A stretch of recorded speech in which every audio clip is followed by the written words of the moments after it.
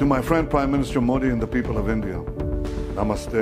দুই কৌশলগত মিত্র ইসরায়েল ও ভারত সম্প্রতি একটি বিনিয়োগ সুরক্ষা চুক্তির দিকে এগোচ্ছে, যা দুই দেশের অর্থনৈতিক সম্পর্ককে নতুন উচ্চতায় নিতে পারে।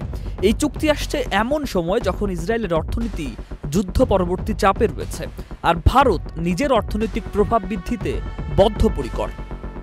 চুক্তিটির মূল আকর্ষণ হলো এই দুই দেশের মধ্যে বাণিজ্য ও বিনিয়োগের নতুন দরজা খুলে দেবে। বিশেষ করে হাইফা বন্দরে ভারতীয় কোম্পানি আদানির বিনিয়োগ ইতিমধ্যেই দুই দেশের অর্থনৈতিক সেতুবন্ধন হিসেবে কাজ করছে। নতুন এই চুক্তি বাণিজ্যিক সম্পর্ককে আরো গভীর করবে বলে বিশেষজ্ঞরা মনে করছেন। তবে এই চুক্তি শুধু অর্থনীতির কথা বলে না, এটি দুই দেশের কৌশলগত সম্পর্কেরও প্রতিফলন। ইসরায়েলের জন্য ভারত একটি বিশাল অস্ত্রবাজার। বান্ডেল থাকলে প্রতি সেনমানিতে টাকা বাঁচবে। বিকাশ সেনমানি বান্ডেল কিনে জিতুন প্রতি লেনদেনে।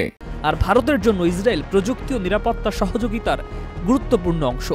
এই হাত মেলানো দুই দেশের জন্যই লাভজনক হলেও আন্তর্জাতিক মহলে এটি নিয়ে রয়েছে নানা প্রশ্ন।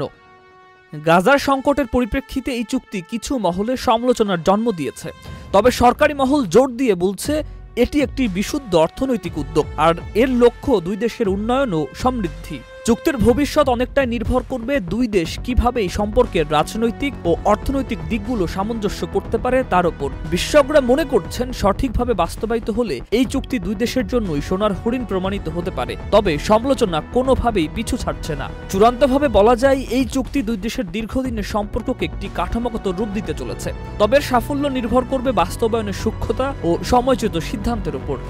সুকান্ত সরকার, চ্যানেল আই।